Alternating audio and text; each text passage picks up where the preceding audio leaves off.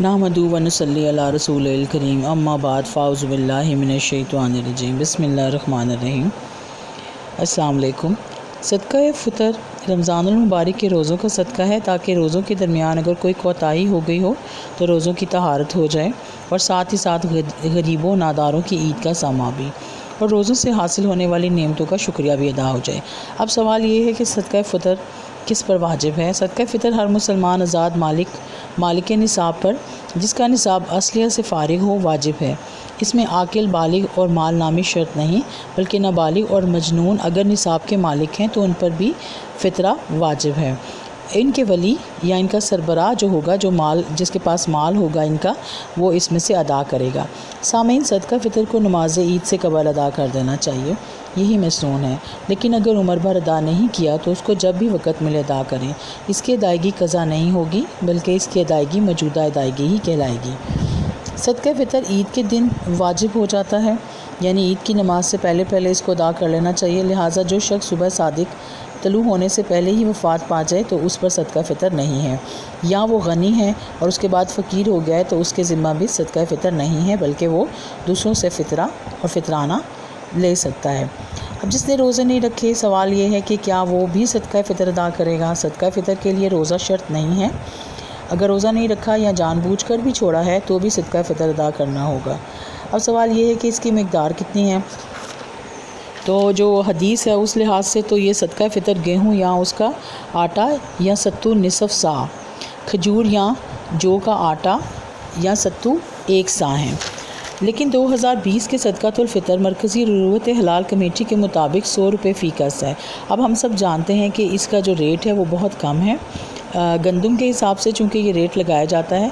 लेकिन जिनको अल्लाह ताला ने बहुत ज़्यादा तौफ़ीक अता की है वो इसको डबल भी करके दे सकते हैं। 100 से 200, 200 से 300 तक आप इसको कर दें। अब कुरान की सूरह बकरा आयत नंबर 184 में है कि फिर जो फ़दिये की मिक़दार खुशी से बढ़ाकर ज़्यादा नेकी करे तो ये उसके लिए बहुत बेहतर है। इसके अलावा इसका तो जो रिवॉर्ड है वो मैनीफोल्ड है, अल्लाह ताला बढ़ाकर इंसान को वापस करता है। अब अभी जो मैंने बात की है वो फ़ितरा जो है वो गेहूँ और अनाज के बारे में है। तो क्या गेहूँ और अनाज ही देना जो है वो फ़ितरे के अंदर होगा? ऐसा नहीं है, बल्कि पैसे भी अदा किए जा सकते हैं उसके बराबर और इससे बढ़ा के भी दिए जा सकते हैं। कोशिश करें कि सदका फ़ितर नियत करके रमज़ान में भी अदा किया जाए ताकि गरीब और नादार लोग भी ईद की खुशियों में शामिल हो जाएँ। अब हदीस में सदका फ़ितर की क्या हकीकत है। हज़रत अब्दुल्ला बिन उमर से रवायत है, सही बुखारी में इस रवायत को लिखा गया कि आप सल्लल्लाहु अलैहि वसल्लम ने हर मुसलमान आज़ाद गुलाम मर्द और औरत बूढ़े नौजवान पर इसको फ़र्ज़ कर दिया था कि वो 1 सा खजूर या 1 सा जौ का सदका फ़ितर अदा करें, और आपने हुक्म दिया कि इसको ईद की नमाज़ अदा करने से पहले ही अदा कर दिया जाए। इसके अलावा सुनन अबू दाऊद की भी एक हदीस है जो हज़रत अब्दुल्ला बिन अब्बास जिसके रावी हैं, वो फरमाते हैं कि रसूलुल्लाह सल्लल्लाहु अलैहि वसल्लम ने सदका फ़ितर को फ़र्ज़ करार दिया और फरमाया कि रोज़ों के दरमियान होने वाली बेहुदा हरकत और फजूल गोई जिससे रोज़ा फासिद हो जाने का डर हो, ये इसको पाक कर देता है। आपने फरमाया कि सदकातुल फ़ितर ईद की नमाज से पहले जो अदा किया जाएगा वो सदकातुल फ़ितर कहलाएगा और ईद की नमाज के बाद जो अदा होगा वो आम सदका है।